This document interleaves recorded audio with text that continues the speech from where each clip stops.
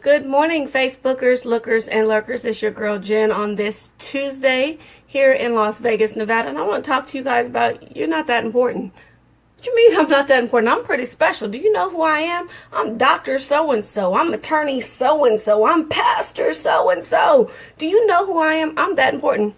No, you're not that important. He doesn't need you. What do you mean he doesn't need me, Jen? I am who I am. Do you know how special I am? Yeah, you might be special. And he loves you, but you're not that important. Where do you get that from? Turn over to Galatians chapter 6. Let's look at that. Let's see what it says. It says, dear brothers and sisters, if another believer is overcome by sin, you who are godly should gently and humbly help that person back onto the right path. And be careful not to fall into the same temptation yourself. Share each other's burdens, and in this way obey the law of Christ. If you think you are too important to help someone, you are only fooling yourself. You are not that important. Pay careful attention to your own work, for then you will get the satisfaction of a job well done, and you won't need to compare yourself to anyone, for we are responsible for our own conduct. Oh, you that special? You that important? No, you're not. Okay, so here's where I'm going with this. You know, we all have seen people or have people in our lives who have messed up. You see them messing up and you want to, well, your daughter got pregnant and you want to talk smack, but you've been married for 19 years, but your baby 26. You're not that important. Help her get up from where she is. Oh, your homeboy is cheating on his wife. You know what? It says right here in the word, gently and humbly help that person back on the right path. You know what? We can be accountable to each other. It's okay to correct each other without looking down on each other. You know what? If you know somebody's battling addiction of some type, be it alcoholism, self-mutilation, drugs, narcotics, whatever it is, you know what? You can gently and humbly help them. Because guess what? A lot of times that judgment we have for each other is something we've done ourselves, if you want to be truthful. Oh, you don't want to be honest about it? Okay, well, we'll leave that over there. You deep and wonderful folk don't have that problem. If you know somebody who's been sexually exploited or humanly trafficked, don't judge her for the decisions she made.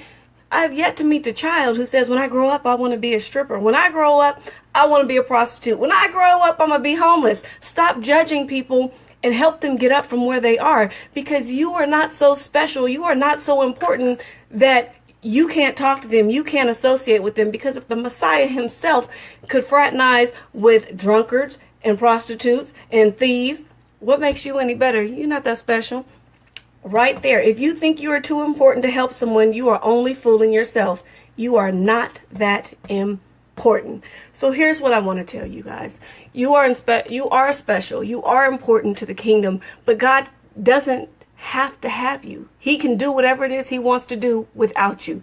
You are not so special that God's will not prevail if you don't do what it is he wants you to do. So let's encourage one another. Let's be there for one another. Let's build each other up. Get out there, make yourself accessible, help somebody else. Everybody, homeless outreach is not for everybody. I get that. But you know what? You can help somebody else. You know what? If you know the young boy up the block, you got a son and his father's not there, when you throwing that football around with your son, invite him over to play. If you see a young girl struggling, and feed into her, give her something, encourage her. If you know what, you got a long road to hoe here, baby, because you became a teen mom, show her how to get up from here. If you know it's a single mom out here struggling, encourage her. I'm going to tell y'all the truth. I received 2 confirmations in the last 24 hours. Last night, I reached out to a friend about a business venture that I've got going on, and we were talking. In the closing of that conversation, he encouraged me in such a way that was like, wow, I had no idea that I had that impact on your life. So when he posed the question to me, Jen, do you believe you can fly? My answer is yes. And I'm going to trust that. This morning, my sister, not from my mother, but we definitely got the same father, Mercedes, called me this morning. No, I called her. Let me get it right. I called her. She asked me to.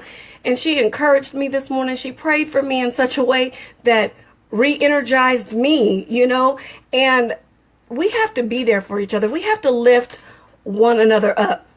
I'm asking for special prayers on this morning for Pastor Willie Sanders. He is having some nerve issues going on. We're praying for Pastor Frederick Jones. He's recovering from surgery. Praying for my cousin Alma Pagan, recovering from surgery. Praying for my Uncle Kenny, who had a stroke a couple days ago. We're praying for my mother, who is currently undergoing surgery right now. We're praying for my brothers and my family, my friends, and even my enemies. Those of you who got nothing for me but evil, I'm praying for you too. I pray that God bless you in a mighty way, because guess what? I'm not so important, but you are. So with that being said, I will talk to you guys tomorrow. I love you. Have an amazing day. Y'all, my computer crashed and I'm not tech savvy. I got to figure out what to do with that. And we asking God to open up a blessing so that this new business venture that is fire can come to fruition. Okay, you guys be blessed. I will talk to you on tomorrow. Bye-bye.